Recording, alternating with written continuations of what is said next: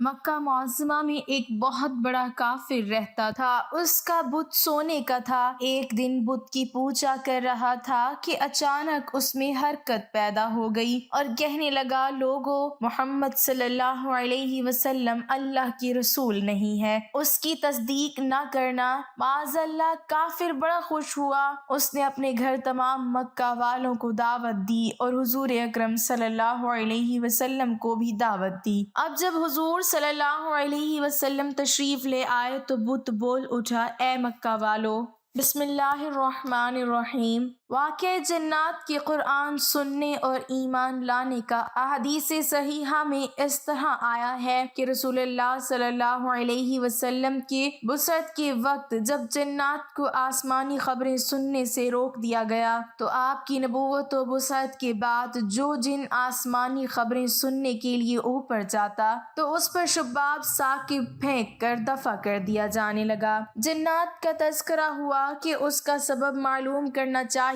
کہ کون سا نیا واقعہ دنیا میں ہوا ہے جس کی وجہ سے جنات کو آسمانی خبروں سے روک دیا گیا۔ جنات کے مختلف گروہ دنیا کے مختلف خطوں میں اس کی تحقیقات کے لیے پھیل گئے۔ ان کا ایک گروہ حجاز کی طرف بھی پہنچا۔ اس روز حضرت صلی اللہ علیہ وسلم اپنے چند صحابہ کے ساتھ مقام بطن نخلہ میں تشریف فرما تھے اور سوق عکاظ کی طرف جانے کا قصد تھا۔ عرب کے لوگ تجارتی اور معاشرتی امور کے لیے مختلف مقامات پر خاص ایام میں بازار لگاتے تھے جس میں ہر خطے کے لوگ جمع ہوتے، دکانیں لگتی اور اجتماعات اور جلسے ہوتے تھے۔ جیسے ہمارے زمانے میں اسی طرح کی نمائشیں جا بجا ہوتی ہیں، انہی میں سے ایک بازار مقام عکاظ میں لگتا تھا۔ رسول اللہ صلی اللہ علیہ وسلم غالباً دعوت و تبلیغ اسلام کے لیے تشریف لے جا رہے تھے۔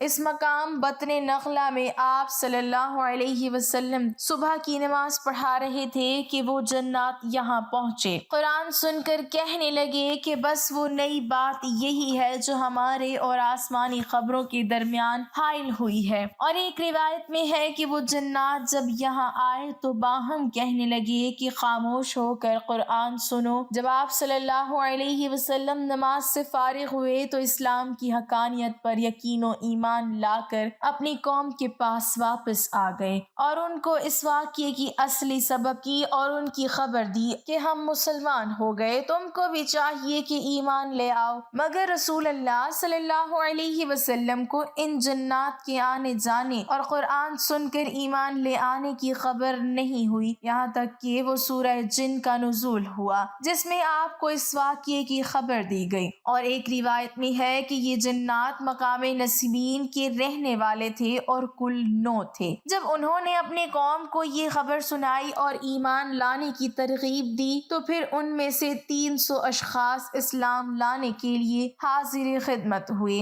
جب تک نبی کریم صلی اللہ علیہ وسلم نے اپنی نبوت و رسالت کا اعلان نہیں کیا تھا، اس وقت آپ صلی اللہ علیہ وسلم مکہ میں ایک عقل مند و دانشور، صادق و امین اور اچھے انسان سے جانے جاتے تھے۔ جب آپ صلی اللہ علیہ وسلم نے اپنی نبوت کا اعلان کیا تو لوگوں نے آپ صلی اللہ علیہ وسلم کو جادوگر اور بہت ہی غلط الفاظ سے مشہور کرنے کی کوشش کی تاکہ لوگ آپ صلی اللہ علیہ وسلم کے قریب نہ آئیں اور آپ صلی اللہ علیہ وسلم کی باتیں نہ سنیں۔ مگر اللہ نے جن کے دلوں کو ایمان کی روشنی سے منور کرنے کا فیصلہ کر لیا تھا، ان حضرات کو اس کا کوئی اثر نہیں ہوا، بلکہ تکلیف و مشقت برداشت کر کے آپ صلی اللہ علیہ وسلم کے پاس تشریف لاتے تھے اور جلوہ انوار ربانی سے اپنے دلوں کو منور کر کے جاتے تھے۔ کفار و مشرکین جب نبی اکرم صلی اللہ علیہ وسلم کے کسی معجزے کا مشاہدہ کرتے تو اسے قبول کرنے کے بجائے یہ کہتے کہ یہ ایک جادو ہے جو ابھی ختم ہو جائے گا۔ اللہ تعالیٰ کا ارشاد ہے، اگر کوئی معجزہ دیکھتے ہیں تو ٹال دیتے ہیں اور کہتے ہیں کہ یہ جادو ہے جو ابھی ختم ہوا جاتا ہے، یعنی یہ جادو کا اثر ہے جو دیر تک نہیں چلا کرتا، خود ہی گزر جائے گا اور ختم ہو جائے گا۔ ناظرین، سرزمین مکہ کا ایک مشہور مشہور ولید نامی کافر تھا جو حضرت محمد صلی اللہ علیہ وسلم کا بہت بڑا دشمن تھا۔ وہ آپ صلی اللہ علیہ وسلم کو تکلیف دینے کا کوئی بھی موقع ہاتھ سے نہ جانے دیتا تھا۔ ولید کا ایک امیر تاجر تھا، اس نے اپنے گھر میں ہی سونے کا ایک بہت بڑا بت بنا رکھا تھا جس کی وہ دل و جان سے عبادت کرتا تھا۔ ایک دن وہ بت کی پوجا کرنے میں مصروف تھا کہ اچانک سونے کا بت باتیں کرنے لگا جس کی وہ پوجا کر رہا تھا۔ اس بت نے ولید سے کہا، اے میرے ماننے والے، مجھ پر یقین کرنے والے، سن لے، حضرت محمد صلی اللہ علیہ وسلم کا دین سچا نہیں ہے۔ محمد صلی اللہ علیہ وسلم پر کبھی بھی ایمان نہ لانا، محمد صلی اللہ علیہ وسلم کے رسول ہونے کی کبھی بھی تصدیق نہ کرنا۔ بت کو بولتے ہوئے دیکھ کر ولید کی خوشی کے انتہا نہ رہی۔ اس نے اپنے ارد گرد رہنے والے کافروں کو اکٹھا کیا اور کہا کہ دیکھو میرا خدا کیا بول رہا ہے۔ جب سارے اکٹھے ہو کر ولید کے بت کے پاس گئے تو انہوں نے بھی بت کے منہ سے وہی الفاظ سنے جو ولید نے سنے تھے۔ دوسرے دن پورے علاقے میں یہ بات عام پھیل گئی، سب لوگ آتے اور اس بت کے منہ سے یہ بےہودہ الفاظ سن کر چلے جاتے۔ ایک دن انہوں نے رسول اللہ صلی اللہ علیہ وسلم کو بھی دعوت دی، اے محمد صلی اللہ علیہ وسلم، دیکھو ہمارا خدا سچا ہے جو یہ دعویٰ کر رہا ہے۔ ایک دن انہوں نے بھی بت کے منہ سے وہی الفاظ سنے جو ولید نے سنے تھے۔ ایک دن انہوں نے رسول اللہ صلی اللہ علیہ وسلم کو بھی دعوت دی، اے محمد صلی اللہ علیہ وسلم، دیکھو ہمارا خدا سچا ہے جو یہ دعویٰ کر رہا ہے۔ انہوں نے نبی اکرم صلی اللہ علیہ وسلم کو بھی تشریف لانے کو کہا۔ جب نبی اکرم صلی اللہ علیہ وسلم اس بت کے پاس تشریف لائے تو آپ صلی اللہ علیہ وسلم کو دعوت دی گئی تو ولید نے چالاکی سے سارے مکہ والوں کو بھی ایک میدان میں اکٹھا کیا تاکہ آج بت کے منہ سے یہ الفاظ سب سن لیں، اور پھر محمد صلی اللہ علیہ وسلم پر جو ایمان لائے ہیں وہ بھی دوبارہ سے ہمارے خدا کو پوجنے لگ جائیں۔ لوگ میدان میں کھڑے ولید کے بت کے منہ سے مشرکانہ الفاظ سننے کے لیے بے تاب کھڑے تھے۔ جب بت نے رسول اکرم صلی اللہ علیہ وسلم کو دیکھا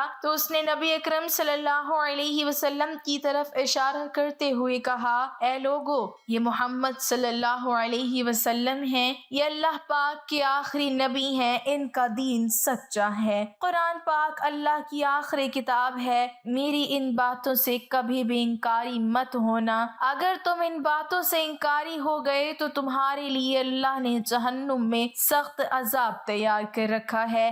اگر تم دنیا اور آخرت میں کامیاب ہونا چاہتے ہو تو نبی اکرم صلی اللہ علیہ وسلم کے دین پر ایمان لے آؤ۔ خدا اور اس کے نبی کو راضی کر لو گے تو تم دنیا اور آخرت میں کامیاب ٹھہرو گے۔ اے کافرو، بتوں پر یقین کرنے والو، تمہارے سارے بت تم کو گمراہ کر رہے ہیں۔ اگر تم نے انہی بتوں کی پوجا کی تو تم سارے کافر مزید گمراہ ہوتے جاؤ گے اور مرنے کے بعد تمہارا ٹھکانہ جہنم کی سخت عذاب ہوگا۔ جب ولید نے اپنے بت کے منہ سے یہ الفاظ سنے تو اس نے شرم کے مارے سر جھکا لیا۔ ولید کو اپنے بت پر اتنا غصہ آیا کہ اس نے غصے میں آ کر بت کے ٹکڑے ٹکڑے کر دیے۔ حضور اکرم صلی اللہ علیہ وسلم اس میدان سے واپس جا رہے تھے کہ نبی اکرم صلی اللہ علیہ وسلم کی نظر ایک گھڑ سوار پر پڑی جو بڑی تیزی کے ساتھ ہاتھ میں خون سے تر تلوار لیے نبی اکرم صلی اللہ علیہ وسلم کی طرف بڑھ رہا تھا۔ جب وہ نبی اکرم کے پاس آیا تو اس نے آپ صلی اللہ علیہ وسلم کو سلام کیا۔ پیارے آقا صلی اللہ علیہ وسلم نے سلام کا جواب دیا اور دریافت کیا کہ تم کون ہو؟ اس شخص نے جواب دیا، اے محمد صلی اللہ علیہ وسلم، میں ایک مسلمان جن ہوں، میں آپ پر یقین رکھتا ہوں۔ مجھے محین بن البر کے نام سے پکارا جاتا ہے۔ میں جبل طور میں رہائش پذیر ہوں۔ میں کسی کام کے لیے دوسرے علاقے میں گیا ہوا تھا۔ میں آج کافی دنوں کے بعد گھر واپس آیا ہوں تو میں نے دیکھا کہ میرے گھر والے کافی اداس بیٹھے رو رہے تھے۔ میں نے ان سب سے رونے کی وجہ دریافت کی تو انہوں نے جواب دیا کہ ایک شیطان ولید کافر کے بت میں حاضر ہوا اور اس نے نبی اکرم صلی اللہ علیہ وسلم کے بارے میں بےہودہ الفاظ کہے۔ وہ شیطان آج پھر اس بت میں حاضر ہونے کے لیے آ رہا تھا جو کہ نبی اکرم صلی اللہ علیہ وسلم کے بارے میں نعوذ باللہ غلط الفاظ بولنے والا ہے۔ جب میں نے گھر والوں سے یہ الفاظ سنے تو مجھ سے برداشت نہیں ہوا، میں نے اس شیطان کو راستے میں ہی روک کر قتل کر دیا ہے اور اس بت میں داخل ہو کر آپ صلی اللہ علیہ وسلم کے سچے نبی ہونے کی گواہی دی ہے۔ اب جو کچھ بولا گیا تھا یہ میں نے ہی بولا تھا۔ مسلمان جن کی یہ بات سن کر حضور اکرم صلی اللہ علیہ وسلم بہت خوش ہوئے اور اس جن کے لیے اللہ پاک سے مغفرت کی دعا کی۔ حضرت ابو ذر غفاری رضی اللہ تعالی عنہ اپنے بھائی انیس کی زیارت مکہ اور اللہ کے رسول صلی اللہ علیہ وسلم سے ملاقات کی کہانی بیان کرتے ہوئے فرماتے ہیں کہ میں نے اس انیس سے پوچھا تم نے مکہ میں کیا کیا؟ انہوں نے جواب دیا کہ میں نے مکہ میں ایک ایسے شخص محمد صلی اللہ علیہ وسلم سے ملاقات کی جو تمہارے دین پر ہے، اسے اس بات کا یقین ہے کہ اللہ نے اسے رسول بنا کر بھیجا ہے۔ میں نے پوچھا ان کے بارے میں لوگوں کا کیا خیال ہے؟ انہوں نے فرمایا کہ لوگ کہتے ہیں کہ وہ شاعر، کاہن اور ساحر ہے، جبکہ انیس خود ایک شاعر تھے۔ انیس نے کہا میں نے کاہنوں کی بات سنی ہے مگر اس کا کلام کاہنوں کی بات جیسا نہیں ہے۔ میں نے ان کے کلام کو شعر کے بحروں پر پرکھا تو وہ کسی کی زبان پر میرے بعد نہیں جڑے گا شعر کی طرح۔ خدا کی قسم وہ سچا ہے اور لوگ جھوٹے ہیں۔ نبی اکرم صلی اللہ علیہ وسلم جیسا قابل و لائق انسان جس نے کبھی کسی غیر مناسب کام کا ارتکاب نہیں کیا، لوگوں کے ساتھ شب و شتم سے بات نہیں کی اور کسی بڑے اور چھوٹے کے احترام میں کوئی کسر نہیں اٹھا رکھا، مگر اعلان نبوت کے بعد کفار نے انہیں مجنون و دیوانہ کہنا شروع کر دیا۔ حقیقت یہ ہے کہ جس نے اس عظیم معلم انسانیت، رہبر رشد و ہدایت اور عقل و دانش کے مینار کو مجنون و دیوانہ کہا، وہ خود مجنون، پاگل، دیوانے، ماندو، متعصب اور سرکش و ہٹ دھرم تھے۔ روایت میں ہے کہ زماد رضی اللہ تعالی عنہ مکہ مکرمہ آئے، ان کا تعلق قبیلہ ازدشنو سے تھا، وہ جنوں اور آصف وغیرہ کا جھاڑ پھونک کرتے تھے۔ انہوں نے مکہ کے چند بے وقوفوں کو یہ کہتے ہوئے سنا کہ محمد مجنون ہے تو انہوں نے کہا کہ میں اس شخص کو دیکھوں، شاید اللہ ان کو میرے ہاتھ میں شفا عطا فرمائے۔ وہ فرماتے ہیں کہ انہوں نے ان سے ملاقات کی اور کہا اے محمد میں جنون کو جھاڑتا ہوں اور اللہ تعالیٰ میرے ہاتھ سے جس کو چاہتا ہے شفا دیتا ہے، تو کیا آپ کی خواہش ہے کہ آپ جھڑوائیں؟ پھر اللہ کے رسول نے فرمایا سب تعریفیں اللہ کے لیے ہیں، ہم اسی ذات کی تعریف میں رتب اللسان ہیں اور اسی سے مدد طلب کرتے ہیں۔ جسے اللہ ہدایت دے اسے کوئی گمراہ نہیں کر سکتا اور جسے اللہ گمراہ کر دے اسے کوئی ہدایت نہیں دے سکتا۔ میں شہادت دیتا ہوں کہ اللہ کے سوا کوئی معبود نہیں، وہ یکتا ہے اور اس کا کوئی سانچی نہیں، اور محمد اس کے بندے اور رسول ہیں۔ اب ہم دو شہادتین کے بعد جو چاہو کہو۔ وہ فرماتے ہیں کہ انہوں نے کہا کہ آپ صلی اللہ علیہ وسلم اپنے ان کلمات کو پھر سے کہیں۔